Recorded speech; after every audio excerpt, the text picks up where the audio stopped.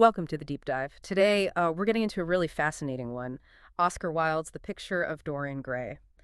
It's a story that honestly feels almost disturbingly relevant now, even though it's well over a century old. It digs into that allure of beauty, the darker side of human nature, and, well, what happens when you think you can escape consequences? Exactly. And our mission today really is to distill the core essence of this masterpiece. We want to give you the key insights, the important takeaways from Wilde's novel. Think of it as a shortcut to understanding why it still hits so hard today, especially, when we talk about looks, ethics, what it even means to be human. Okay, let's set the scene a bit. Oscar Wilde himself, I mean, what a figure, right? Hugely charismatic, central to that whole late 19th century vibe. Playwright, poet, wit.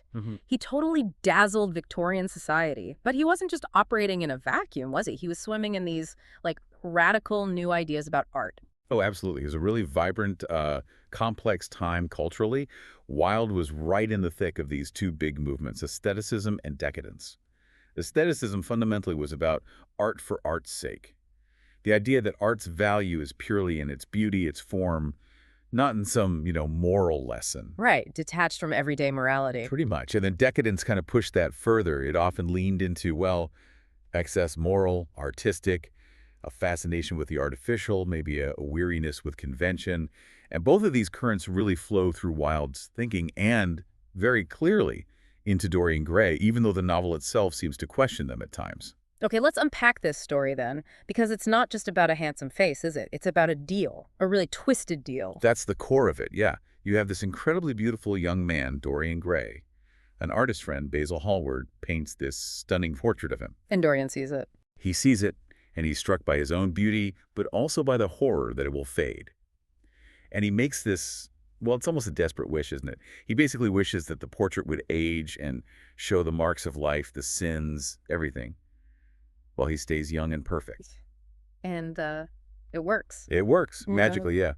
The portrait becomes this sort of hidden ledger. It shows the physical signs of aging, but also the visible corruption of his soul as he pursues this life of sensation. Meanwhile, Dorian himself, he looks completely untouched. Flawless. Chilling, just the idea of that hidden decay. It is. And the novel tracks the escalating moral consequences of his actions, all enabled by this strange pact. And there are key people who kind of nudge him along this path or try to pull him back. Let's talk about the main players. So first, obviously, is Dorian Gray. He's the heart of it. Yeah. And we watch his journey from this state of, relative innocence to deep corruption. Then there's Lord Henry Wotton. He's this aristocratic, incredibly witty, cynical figure, a huge influence on Dorian. He feeds Dorian these hedonistic ideas, pursue beauty, pleasure, experience, above all else. Sounds like the devil on his shoulder. In a very sophisticated, epigrammatic way, yes. Then you have Basil Hallward, the painter. He represents something purer, maybe art, morality. He genuinely cares for Dorian, the person he first painted. And the woman, Sybil Vane. Right, Sybil Vane. A young actress Dorian falls for. Her story is tragic, and her connection with Dorian really marks his first major step downwards.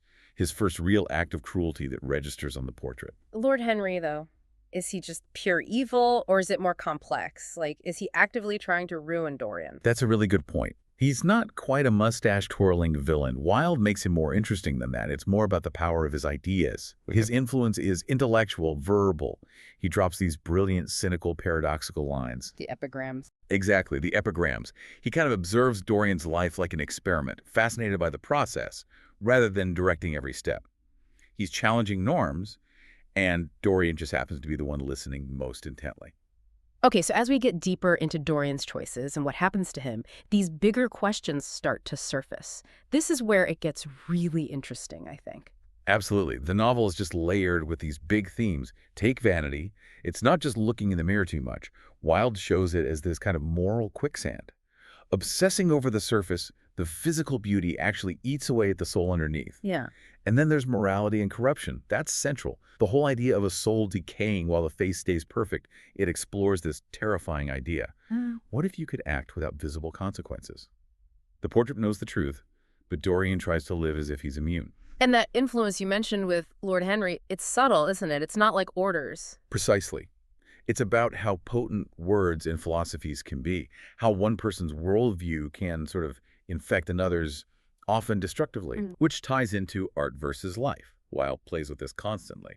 The portrait starts as art, but it becomes more real, more truthful about Dorian's life than Dorian himself appears to be. It absorbs the ugliness of his life, challenging that whole art for art's sake idea in a way.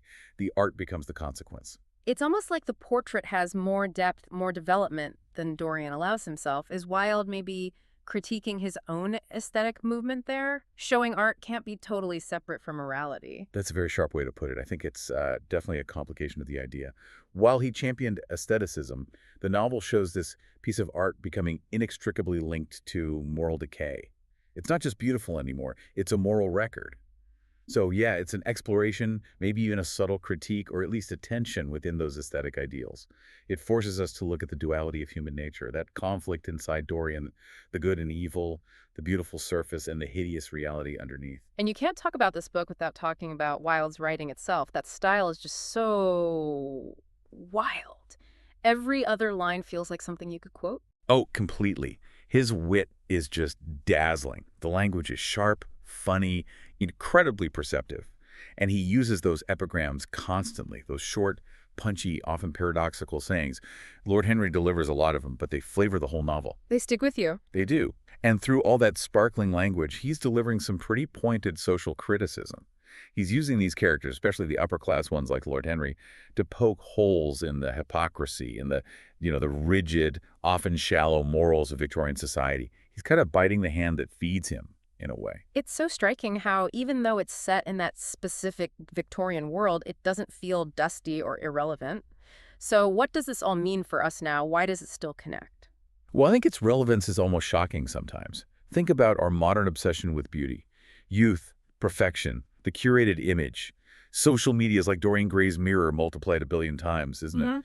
The novel feels incredibly prescient about that pressure. Yeah, the filters, the constant performance of perfection. Well, exactly. And then the core questions about ethics. Mhm. Right and wrong, consequences, accountability, especially when things are hidden. That's timeless.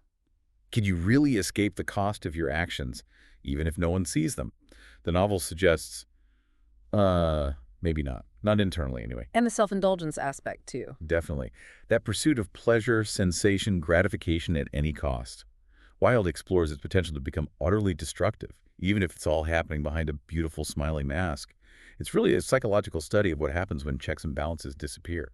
You know, what's fascinating here is that the picture of Dorian Gray really does transcend its era. It pushes us even now to ask where real beauty is found, and to think about the hidden price, the internal price of compromising our own sense of right and wrong. So the final thought to leave you with is this. If you could have your deepest desires look perfect forever and hide all your mistakes, all your sins from the world, what kind of person would you actually become? And more importantly, how would you even know the true cost until it was too late? That's the unsettling power, the warning of Wilde's story that we've explored in this deep dive.